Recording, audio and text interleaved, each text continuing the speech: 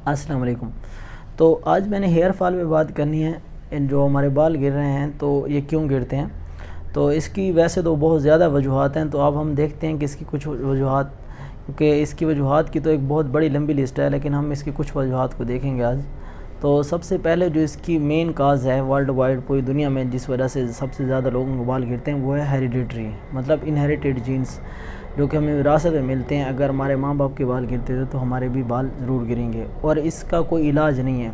इसको हम मतलब प्रिवेंट नहीं कर सकते, हाँ डिले थोड़ा कर सकते हैं इस प्रोसेस को कुछ मेडिकेशन या ट्रीटमेंट मेथड से, लेकिन यह है कि इसको हम मुकम्मल तौर पर ख़त्म नहीं कर सकते। तो हमारे बाल ज़रूर गिरेंगे, लेकिन हम थोड़ा सा डिले कर सकते हैं। उसके बाद आता है एज। अब जैसे जैसे हम एजड हो जाते हैं तो जो वैसे एजिंग प्रोसेस होता है, तो वो जब इंक्रीज़ करता है उसकी वजह से भी हमारे बॉडी के सारे ऑर्गन्स स्लो डाउन हो जाते हैं। तो उसके साथ साथ बालों के जो हेयर फॉलिकल्स होते हैं ये भी जो अपनी ग्रोथ को रोक देते हैं, तो उस वजह से भी बाल हमारे जो हैं गिरना शुरू हो जाते हैं। उसके बाद आ जाता है एलोपेशिया एरेटा। इसकी एक टाइप है एलोपेशिया एरेटा। तो उसकी वजह से क्या होता है कि हमारा बॉडी की जो अपना इम्यून सिस्टम होता है वो हमारे अपने जो हेयर फॉलिकल्स होते हैं उन पर अटैक करता है, और उनकी वजह से जो आता है हेयर फॉल हो सकता है। उसके बाद जो है कैंसर में होता है, जिन लोगों को कीमोथेरापी या रेडियोथेरापी होती है तो उनके पहले हफ्ते में उनको बाल गिरना शुरू हो जाते हैं उन लोगों के। उसके बाद ये होता है कि जो आप अपने हेयर स्टाइल्स वगैरह लोग करते हैं, मतलब अपने बाल स्ट्रेट करते हैं या कलर लगाते हैं, तो कर्ल करते हैं अक्सर लोग बाल, तो उनकी वजह से भी बाल गिर सकते हैं, क्योंकि उनमें जो हमारे हेयर स्ट्रेंथ होती है वो काफ़ी कमज़ोर हो जाती है। तो उसके बाद हमारे बाल गिरना शुरू हो जाते हैं। उसके बाद आ जाता है इसमें हार्मोनल इम्बैलेंस में एक डिजीज़ होती है पॉलीसिस्टिक ओवेरियन सिंड्रोम, जो फीमेल में होती है, उनके ओवरी के अंदर सिस्ट बन जाती है। तो उसमें और साइन एंड सिम्टम के साथ हेयर फॉल भी हो सकता है।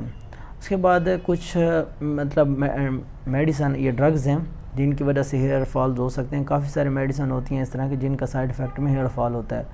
तो उसमें जो मेन है एपिलिप्सी की कुछ ड्रग्स हैं, जो मिर्गी के दवाइयाँ होती हैं कुछ, उनकी वजह से बाल गिर सकते हैं। या फिर जो हाई ब्लड प्रेशर के मरीज़ होते हैं वो जो कुछ मेडिसिन खा रहे थे, जैसे बीटा ब्लॉकर्स वगैरह हो गए, तो उनकी वजह से भी बाल गिर सकते हैं। या फिर एस इनहिबिटर्स होते हैं या डायूरेटिक्स होते हैं, ये किडनी के लोग जो मतलब जिनको बीमारियाँ चल रही होती हैं, तो वो जो मेडिसिन ले रहे हो तो उनकी वजह से भी बाल गिर सकते हैं। उसके बाद ये है कि अगर आपको कोई स्किन का इन्फेक्शन है, ये स्कल्प का इन्फेक्शन होगा, तो उसकी वजह से भी टीनिया कैपिटस इसके अंदर एक इन्फेक्शन होता है, उसकी वजह से भी एक पैची किस्म का आपको हेयर लॉस मिलता है। मतलब आपको ऐसे धब्बे धब्बे पे बाल आपके गिर जाएंगे, एक एक टुकड़ा होगा स्कल्प के ऊपर, तो उधर बाल नहीं होंगे।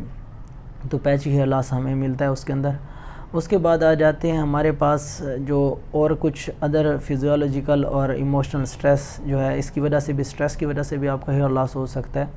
इसके बाद ये है कि अगर आप अपनी डाइट के अंदर विटामिन B7 कम ले रहे हैं, आयरन, जिंक या इनकी कमी है, तो इस वजह से भी हेयर लॉस हो सकता है। तो और इसमें एक पुल टेस्ट होता है, उससे हम चेक कर सकते हैं जो हेयर हमारे हैं इनकी कंडीशन को चेक कर सकते हैं। पुल टेस्ट में क्या होता है, जो डॉक्टर होता है या जो डर्मेटोलॉजिस्ट होता है वो क्या करता है, 40 से 60 बाल जो होते हैं वो ऐसे मतलब जो हमारे थंब है, फिंगर हो गया या ये मिडल फिंगर है, इनसे वो ग्राफ्स करता है, और उससे क्या होता है कि 4 से 6 बाल अगर गिर जाते हैं, वो जब 40 से 60 बालों को पकड़ता है उसमें से अगर फिर स्मूथली वो पीछे खींचता है, उनमें से अगर हमारे 4 से 6 बाल अगर उसके हाथ में आ जाते हैं, तो इसका मतलब है वो जो टेस्ट है वो पॉजिटिव है, पुल टेस्ट। इसका मतलब है कि आपके बाल गिर रहे हैं, एक्टिव, मतलब उनकी हेयर लॉस हो रहा है। तो ये पुल टेस्ट से हम चेक भी कर सकते हैं कि हमारे बालों की इस टाइम कंडीशन क्या है।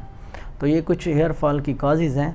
तो अगर इसमें ये होता है मेन कि हम उसकी काज अगर देख लें कि हमें पता चल जाए किस वजह से बाल गिर रहे हैं, तो फिर हम उसको रोक सकते हैं। नहीं तो ऐसे हम ब्लाइंडली अगर यूज़ करते रहें चीज़ें, ऑयल वगैरह या मुख्तलिफ़ चीज़ें हैं, तो उनसे नहीं रुकेंगे। जब तक हमें उसकी काज जिस टाइम पता चल जाएगा तो फिर उसको ट्रीट करना ईजीली हो जाएगा। उसकी काज अगर हम रिमूव कर देंगे, अगर स्ट्रेस है तो स्ट्रेस रिमूव होगा तो आपके बाल गिरना बंद हो जाएंगे।